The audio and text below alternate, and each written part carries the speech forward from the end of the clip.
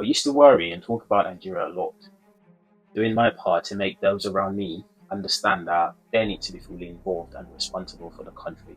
I got tired and stopped at some point for many reasons, one of which is that I had to fight many friends during the 2023 elections who were supporting the present administration for very mundane reasons. So I decided to live my life and allow people enjoy the consequences of their choices.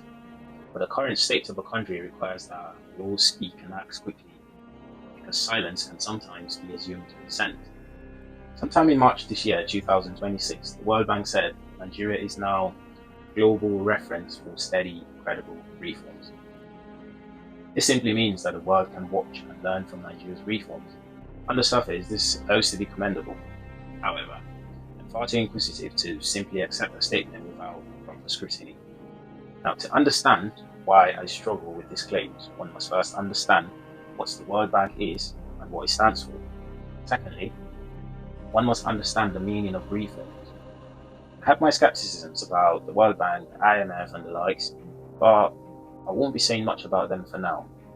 But it's important to note that the World Bank describes itself as a bank that exists to create a world free of poverty, unlivable planet. That is its mission statement. Now, what is reform?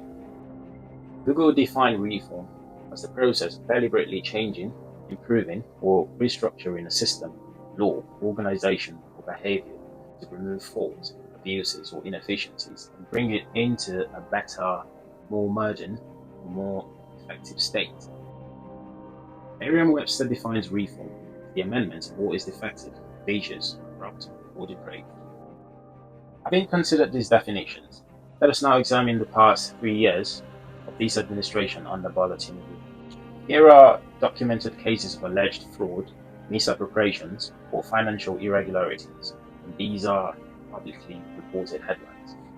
Within these periods, several high-profile financial irregularities and corruption-related investigations have been publicly reported.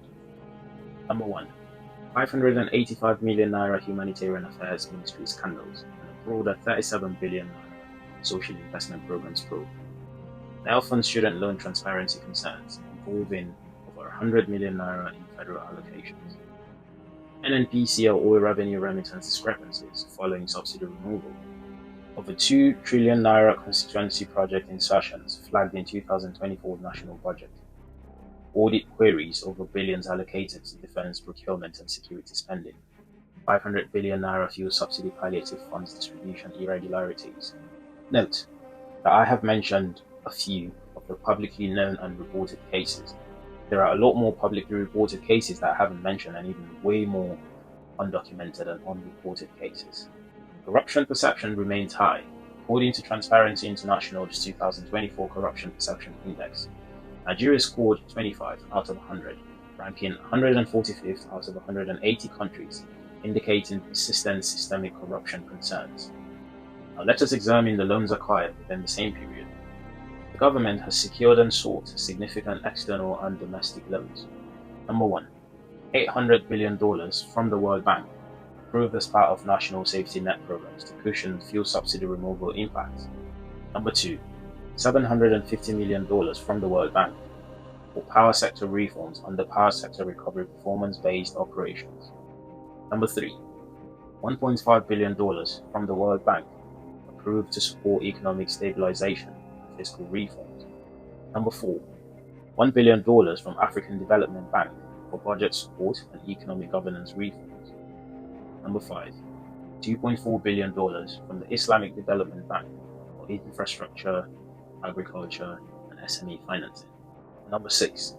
Domestic borrowings between 2023 and 2025.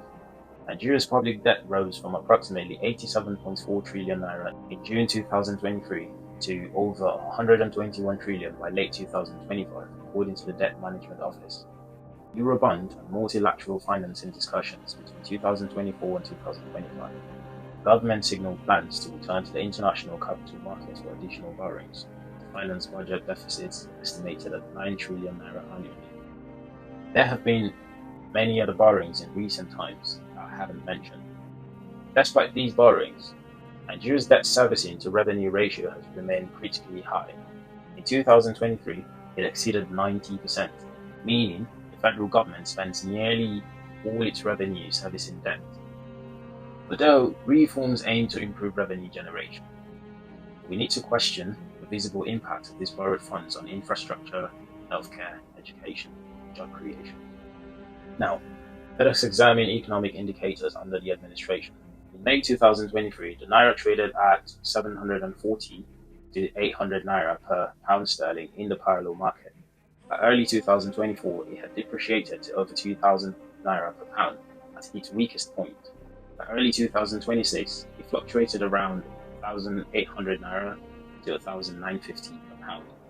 The administration has described this recent relative stability as a success of foreign exchange reforms. Subsidy removal was announced on May 29, 2023. Petrol prices rose from about 185 per litre to over 600 Naira per litre, later exceeding 1,000 Naira per litre in some regions. While the government argues that this saves trillions of Naira annually, detailed public accounting of reinvested savings remains limited. Nigerian inflation rate climbed to over 34% in 2024, with food inflation exceeding 40%, according to the National Bureau of Statistics, significantly eroding purchasing power.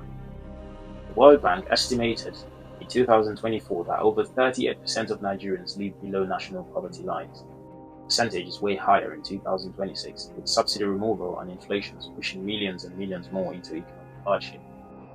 Looking at these facts and revisiting the definition of reform, the amendment of what is defective, corrupt, or inefficient, I sincerely struggle to see the correlation. What exactly is being reformed when transparency was never there and still isn't? What is being reformed when borrowing continues to rise without clear, measurable improvement in living standards? What is being reformed when inflation erodes income and poverty deepens? That said, policies have changed. The exchange rate regime was unified. Fuel subsidy was removed. Tax reforms are being proposed. But reform is not merely about policy shifts. It's about measurable improvement in governance, accountability, and citizens' welfare. Moving the currency from around 800 Naira to 2,000 Naira per pound, then stabilizing it at around 1,900 and declaring victory does not automatically equate to reform in the true sense of the word. Removing fuel subsidies without a fully transparent accounting of the savings does not inherently represent the amendment of corruption or inefficiencies. Borrowing billions while debt servicing consumes the majority of national revenue raises further concerns. The list is extensive. In essence, I do not see the honesty in the World Bank's commendation, nor do I see a clear correlation between the administration's actions and true definition of reform, which implies correcting what is defective, corrupt, or inefficient in a way that tangibly improves the lives of the people.